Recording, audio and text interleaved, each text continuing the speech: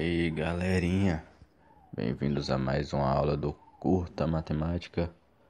Hoje, mais uma vez, falando sobre conjuntos numéricos, né, galera? Nossa aula número 11 no total e no curso. E hoje, o que nós vamos falar são sobre mais uma... Vamos dar sequência aos números racionais, que nós já falamos um pouco.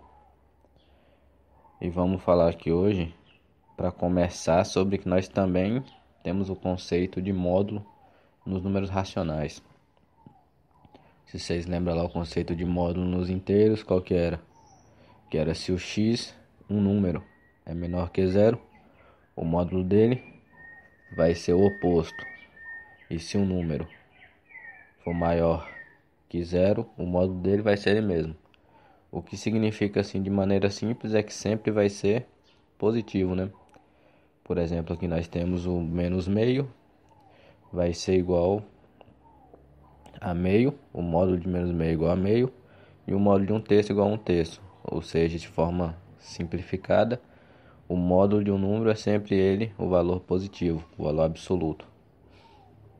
Bom, ou seja, podemos usar a mesma definição que vimos nos inteiros. Número oposto, também é a mesma coisa. Quem lembra de número oposto é lá quando a soma dele, a soma de um número com o seu oposto tem que ser igual a zero. Ou seja, o oposto de meio vai ser menos meio, né? Que você somando meio mais menos meio vai dar igual a zero. E o oposto de menos um quarto é um quarto. Ou seja, o oposto é sempre um número com um sinalzinho trocado, né? Tranquilo? Então essa é a ideia de oposto aqui também nos racionais. É a mesma definição dos inteiros. Seguindo, nós também vamos ter um novo conceito. Agora nos números racionais nós temos o conceito de número inverso, galera. Nós temos o oposto, número oposto, que é quando a soma vai ser igual a zero. E temos o conceito de número inverso, que é quando a multiplicação de um número pelo outro dá igual a 1. Ou seja, um exemplo, nós temos meio. Qual que é o inverso de meio? É 2. Porque se você multiplicar meio por 2 vai dar igual a 1. Tranquilo? Isso é muito... Às vezes a gente confunde oposto e inverso, mas com a prática você memoriza. O oposto tem a ver com a soma e o inverso tem a ver com a multiplicação. Lembrando que lá no oposto a soma tem que ser igual a zero. Já na multiplicação, como nenhuma multiplicação vai dar zero, só quando for pelo próprio zero, então o produto tem que ser 1. Ou seja, voltando a falar a definição, dois números são inversos um de outro se o produto deles for igual a 1. Nós temos aqui o exemplo. Temos 2 é inverso de meio. Temos também aqui, ó, menos 3 quartos é inverso de quem? De menos 4 terços. Outra coisa que a gente pode reparar aqui é que o sinal deles tem que ser sempre igual. Porque o resultado tem que ser 1 e não menos 1. Então, se o sinal for diferente, vai dar menos 1. Então, outra coisa interessante do inverso, oposto, o sinal sempre vai ser diferente. E já no inverso, o sinal sempre vai ter que ser igual. Tranquilo? Então aqui temos menos 3 quartos vezes menos 4 terços igual a 1. Se vocês têm dificuldade de multiplicação, operações com frações, relaxa que nós vamos fazer uma playlist nova aqui. Tá quase saindo, já tá pronta. Que vai ser o Fazendo na Mão. Que nós vamos ter lá a explicação, essas coisas todas, tipo operação com fração, tudo isso. Tranquilo? Os exemplos mais práticos. Mas aqui voltando, logo o inverso de menos 3 quartos é menos 4 terços e vice-versa. Espero que tenha dado para entender essa ideia de inverso. É só, o inverso vai ser o número que quando multiplicado vai dar 1. E aí é fácil de perceber, né? Tipo 3 quartos por 4 terços, meio por 2.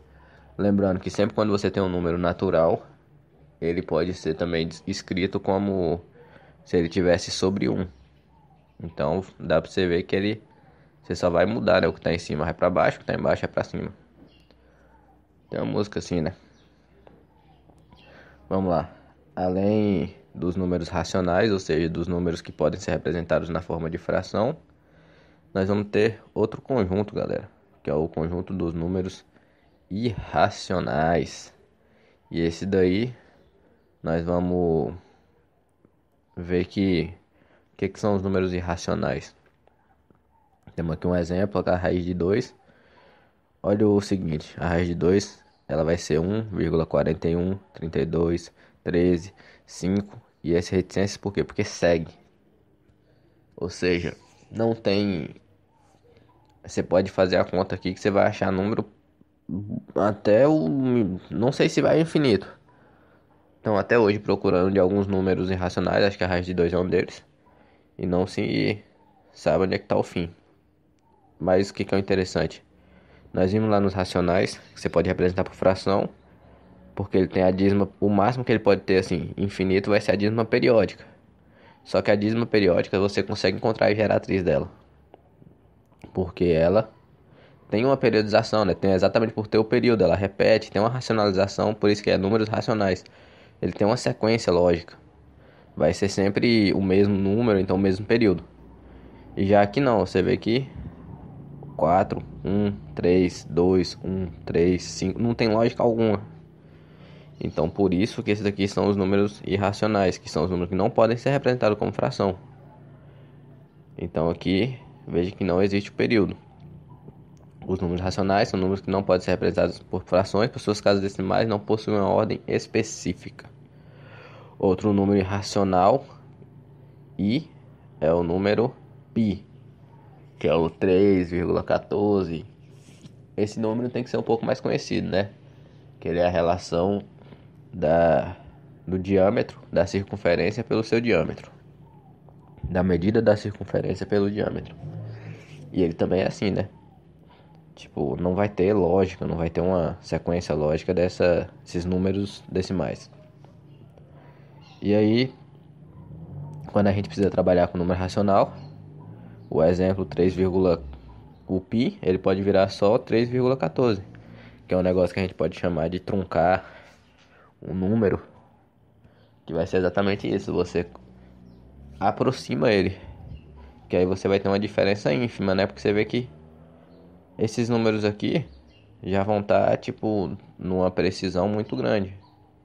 Então você pode truncar e transformar só ele, aproximar ele dos números racionais. Então quando a gente for trabalhar com número irracional, a gente vai simplesmente...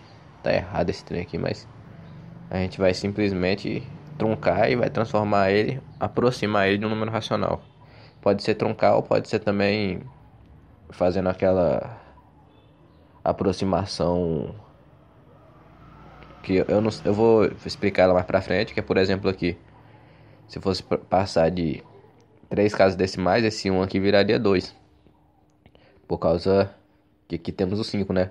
Quando for maior ou igual a 5, aí você for truncar nessa casa aqui, ele vai aumentar uma unidade. Mas eu vou explicar depois melhor, mais pra frente. Isso é usado mais na física. Mas aqui, então a gente pode fazer essa aproximação. O raiz de 2, por exemplo, viraria 1,41. Vocês lembram lá que ele é 1,41, 42 e lá vai? Então, temos essa questão que você vai só aproximar. Os números irracionais são representados pela letra I, né? Esse é simples, que é simplesmente de irracional mesmo. Então, é isso aí, galera. Vamos ter a próxima aí, vamos dar sequência, falar sobre os reais. Então é isso aí, até a próxima. Curta matemática.